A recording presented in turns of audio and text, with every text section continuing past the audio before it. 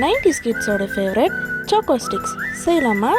நல்லா க்ரன்ச்சியாகவும் சாக்லேட்டியாகவும் இருக்க இந்த ஸ்டிக்ஸை எப்படி செய்யலாம்னு பார்த்துலாம் வாங்க. அதுக்கு ஃபஸ்ட்டு 2 எக்கில் இருக்க ஒயிட் பார்ட் மட்டும் தனியாக பிரித்து எடுத்துக்கோங்க.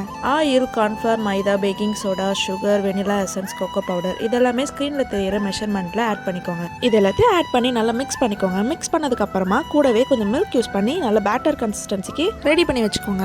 ரெடி பண்ண பேட்டரை நான்ஸ்டிக் பேன் இருக்கும் இல்லையா நம்ம வீட்டில், அந்த பேனில் ஹீட் பண்ணணும்னு அவசியம் இல்லை. அந்த ஹீட் பண்ணாத பேனில் நம்ம இந்த பேட்டரை விட்டு நல்லா மெலிசாக தோசை மாதிரி ஸ்ப்ரெட் பண்ணி எடுத்துக்கோங்க.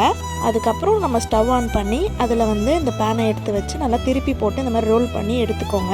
எடுத்தீங்க அப்படின்னாக்கா ஸ்டிக்ஸ் ரெடி ஆகிடும். உள்ள ஃபில்லிங்க்கு சாக்லேட் நானே தான் ரெடி பண்ணி வச்சுருந்தேன். அந்த சாக்லேட்டை உள்ளே ஃபில் பண்ணி எடுத்துக்கோங்க. இதே மாதிரி எல்லா ஸ்டிக்ஸுக்குமே உள்ள சாக்லேட் ஃபில் பண்ணி எடுத்தீங்க அப்படின்னாக்கா 90s kids chocolate sticks ready ஆகிடும்.